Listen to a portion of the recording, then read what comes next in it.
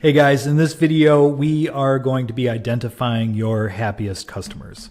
So why are we focusing on your happiest customers or clients? Well, they are the ones that represent your ideal client profile. Now, it's the people who really get your brand on a much deeper level and get the most out of what you provide to them, whether it be your service or your products.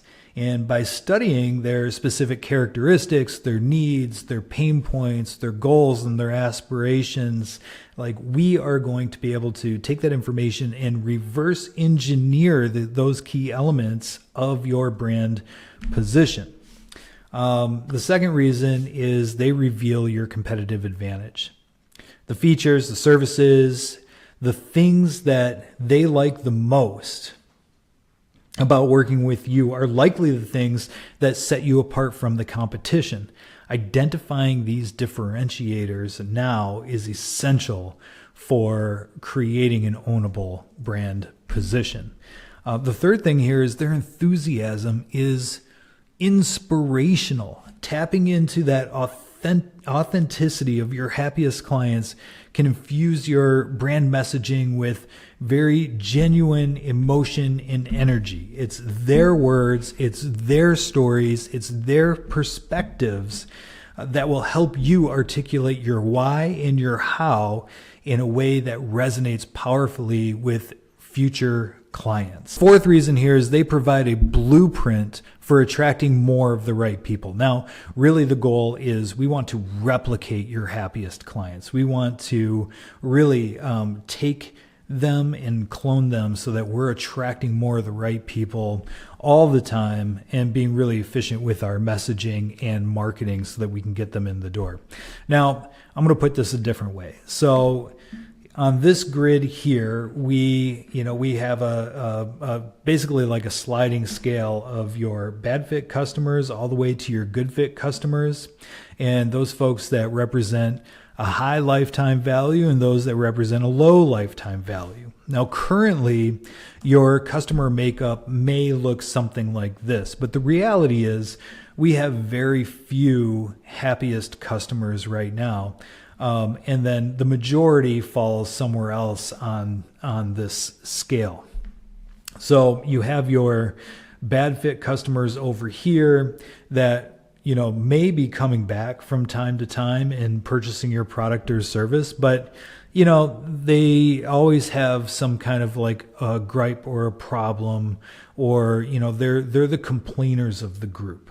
You also have your bad fit customers that are low lifetime value that could be costing you money. So these are the folks that are really representative of all of your chargebacks, the money that you're giving back to people, those that thought they needed your product, but when they got it, there was some sort of communication error or something, and the expectations weren't matching up. And so they were looking for a refund of their purchase.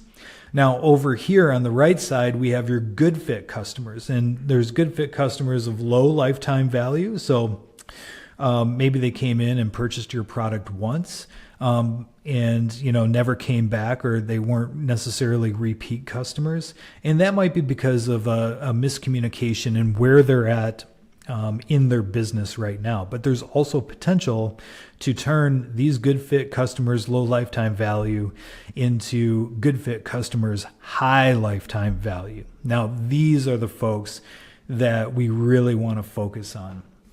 And the reason is because they're the ones that not only come in and are happy customers, but they keep coming back time and time again. They're also the folks that have zero problem giving you a good testimonial. They are referring business to you, and they feel more like partners. These are the people that when you get up in the morning, you have no problem like servicing them, because you know that you're making a difference in their business, and they know that you're making a difference in their business. And so they seem real easy to work with and happy to really give you money for your products or services. So our goal in this exercise is really to take the few that we have that fit in the upper right and move everybody into that quadrant over time. So how are we going to do that? Well, we need to reflect on our happiest customers. And there's really 4 steps into making that happen. The first one may seem pretty obvious, but we just need to make a list of the 3 to 5 happiest, most loyal customers. Go take some time, go into your CRM, take a look at those folks and identify the ones that keep coming back, have given you the most money, and just make a simple list of each one of those people. Once we have that list, then we're able to ask certain questions about these folks. So what do these customers value most about working with you? What specific needs or desires are you fulfilling for them? And then what were the top 3 pain points that you solved for them? 1, 2, and 3. Once you have those, then what were the top 3 goals and aspirations that this group has? Now, it should be pretty common, all of this information, when you look at it across, your 3 to 5 happiest customers. Step 3 is we want to define the demographics of these folks. What's the age range? What's the gender makeup? What are their income levels, their education levels, occupations, geographic locations? Once we get this demographic information, we're going to be able to use this sometime in the future to help identify them using tools like, if you're in the business-to-business world, a great tool is LinkedIn Sales Navigator.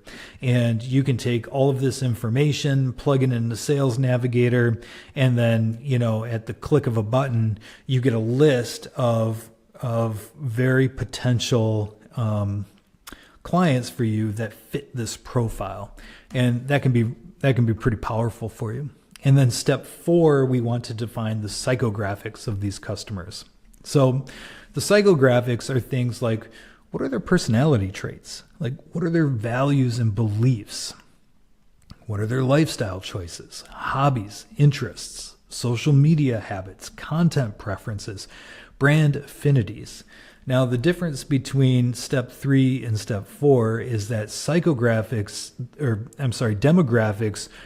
is the information that we're going to use to identify these people where they are. The psychographics is the information that we're going to need to craft specific messaging to them so that we can speak to them in a way that feels very familiar, and they are going to be attracted to the language that we use, the colors that we use, and so on and so forth. So those are the 4 steps that we need to complete this exercise. Under the resources, I have included a couple of things. Number 1 is the worksheet that has everything that I just went through for you to fill out so that you can be successful. The next thing is we can reach out to that list of 3 to 5 and either interview them or send them a list of questions. So I've included an interview script and a list of questions that you can send your 3 to 5 happiest clients so you can get certain information back from them. Really valuable stuff. The third one is I've also included an AI prompt. So I like to utilize this tool because it helps tear down barriers of entry and makes us a little bit more efficient. However, I want you to use this and just, with a little word of warning, like it is AI. AI does make mistakes. It's not important. So this AI prompt is going to give you a lot of information. You need to comb through that information and make sure that everything is correct to the best of your knowledge.